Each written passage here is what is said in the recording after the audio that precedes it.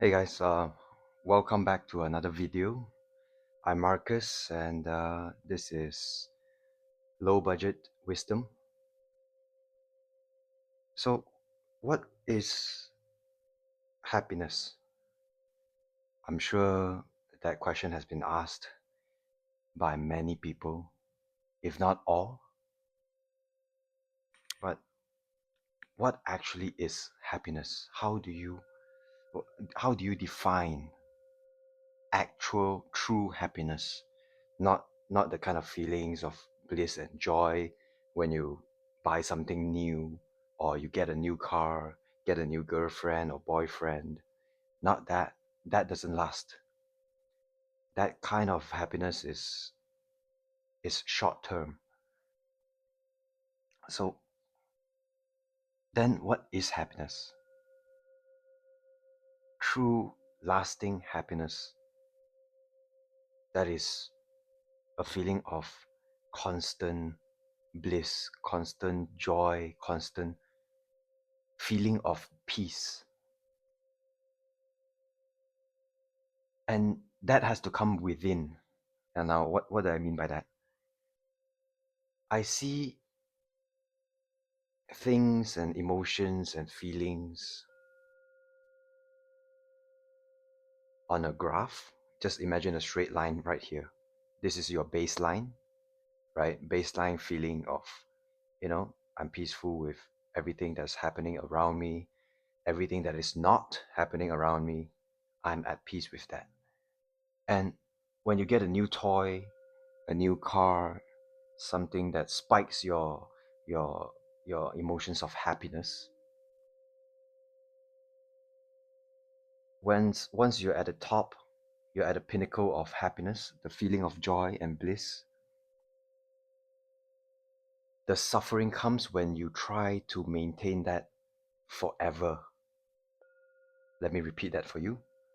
From your baseline, once you get an external stimuli that makes you really happy, and as you go up the happiness scale,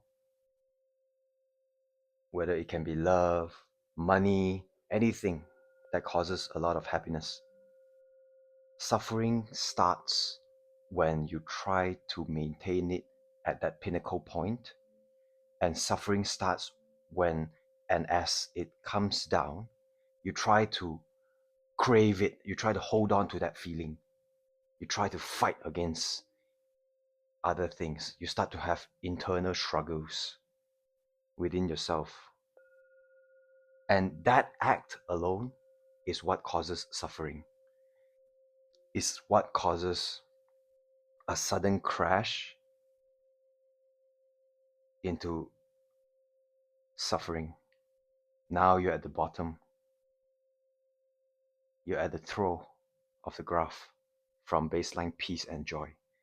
So, same thing happens when we are sad or angry, depressed, anxious, worried.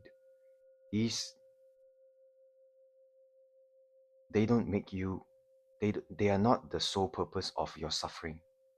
It is not what makes you unhappy.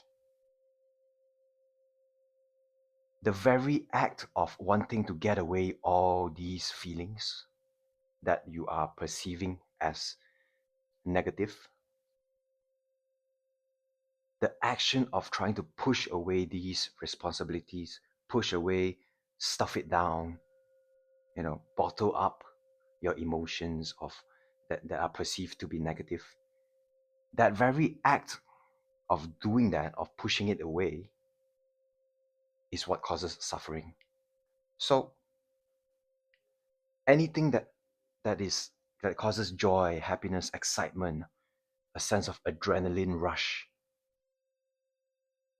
suffering starts when you crave it, when you want it to never end, when you want it to last forever, that feeling, that's what causes suffering. And so, to summarize this up, that causes suffering, wanting more of that joy and happiness at the top. And what causes suffering is also neglecting the feelings that are not so good in your perspective. And wanting to push that away will cause suffering. So, to put it all in one sentence, craving for a perceived positive emotions, a perceived positive thinking, a perceived positive event occurring in your life, and the aversion of feelings that do not bring happiness, feelings that do not bring a sense of confidence, feelings that are perceived to be negative is also what causes suffering. So then let's come back to the question.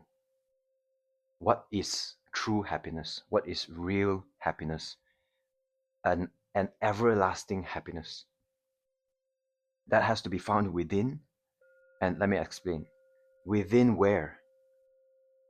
Within you, your baseline. What does that look like for you? Once you start to realize that the root cause of suffering is the aversion of negative events and the craving of positive events, then you start to realize that true happiness is in equanimity. And what do I mean by that? Equanimity. That means you are at a state of balance, at a state of tranquil, no matter what happens, whether it is whether something that is perceived to be positive happens or whether something that is perceived as negative happens, you are not pulled off track.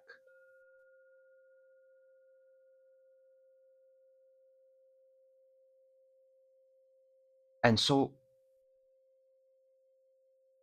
I would like to invite you to really think about how much things are going to be different, how things are going to be different in general if you play around with changing your perspective.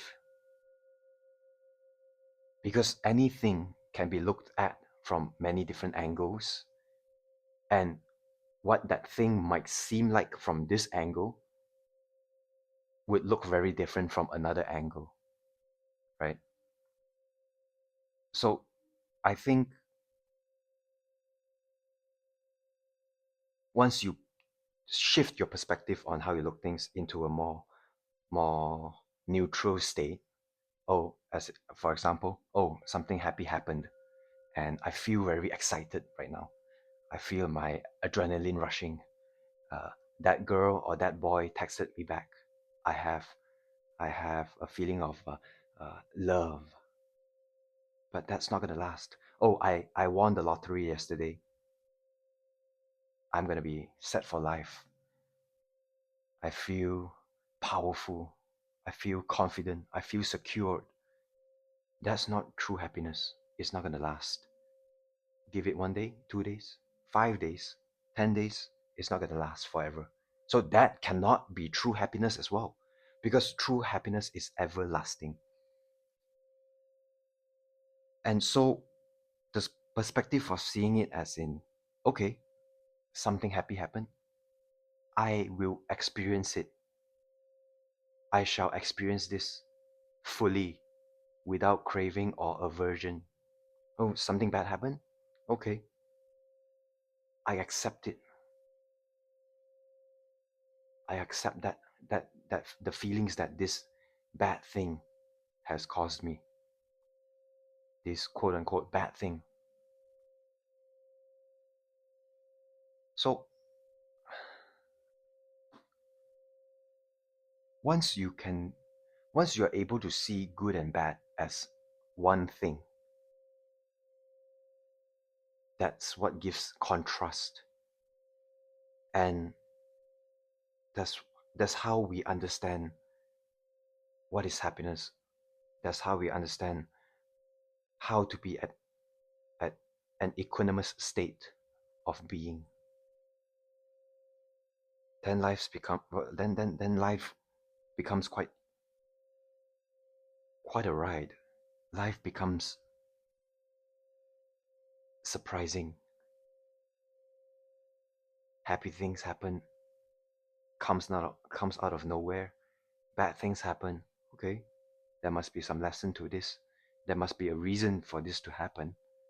The universe doesn't have a quality of good or bad. That is all made up in the mind. It just is.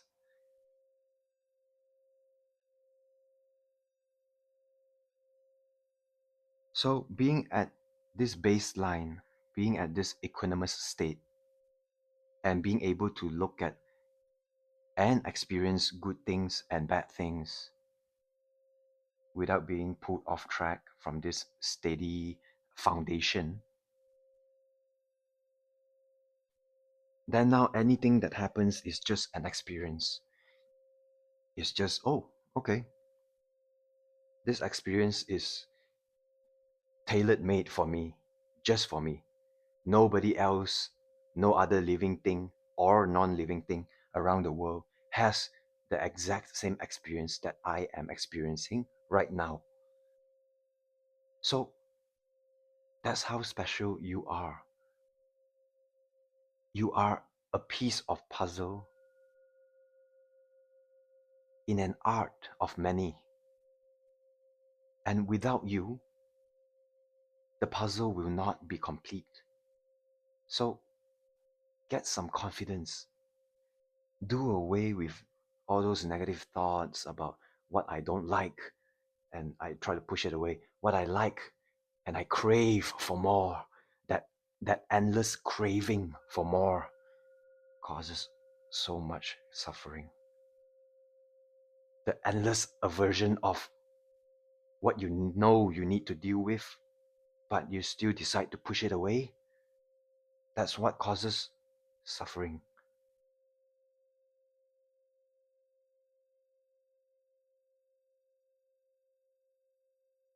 Yep, I think that's it for today's video. Thanks, I'll see you soon.